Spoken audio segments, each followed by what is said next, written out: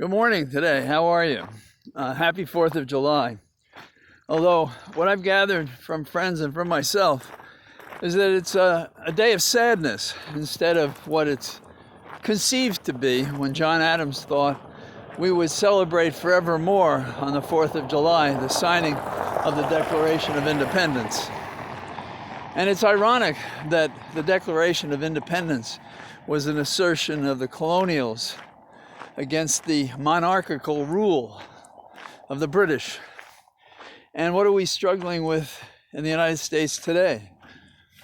A challenge to the Republic, a challenge to democracy by those who would prefer to give up their freedom and to suffer the small-minded, ruthless, poisonous group represented by Trump as their figurehead, mimicked by so many people who would challenge him to become president in 2024. So that's a source of great sadness that the 4th of July, which should stand for fighting a monarch, finds us weakening and considering at least a minority of our population of having no longer a democracy or a republic. It's outrageous. We see it in the court, which has become a bunch of political hacks among the 6 that have rendered recent earth-shattering historic decisions that compromise the individual rights of American citizens. We have seen it in a Congress that doesn't have the backbone to prosecute those people who brought the nation almost to its knees, and but for the actions of some men and women, individual acts of courage, we might have lost for sure this republic, this democracy, as predicted by Benjamin Franklin, who when asked how we would do, said, "You have a republic if you can keep it," and we are in danger of losing that. We have to fight for what the blood and treasure has cost us as a nation. And think about the 4th of July. If we go back to the Declaration of Independence, we've been fighting ever since for equality. And slaves were not persons, they were fractions to determine representation among the wealthy and white and rich. And women didn't have a vote until after slaves had a vote. The right to vote took so long, and to be treated as equal before the law. So we have been perfecting this republic ever since the Declaration of Independence.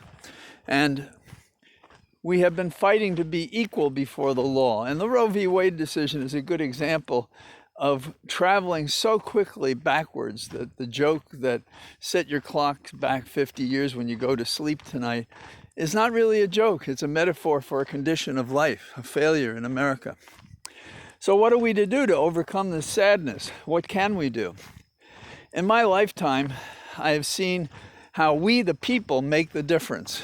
And before that I could experience some of these things, I read and thought about the McCarthy years, when no one had the courage to come forward and call out this jackass McCarthy and to stop the kind of craziness that was going on. For a time, I appeared in a play, Arthur Miller's Crucible, and I played a hanging judge in that. And the whole play was a symbol of the McCarthy era. That's exactly what Miller was writing about. And once I sat with him at Elaine's restaurant on the East Side, and we talked about it in one of his revivals. He's an amazing guy, and he sounded just like his characters. But what am I talking about when I say we the people make a difference? I think of the Vietnam War. I remember visiting congressmen on the Hill who supported the position that the war made no sense, that we were being lied to, that it was a war of attrition, that we were going to kill more of them than they us, and we lied about the numbers.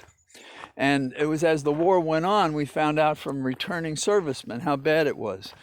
But that wasn't the end of it.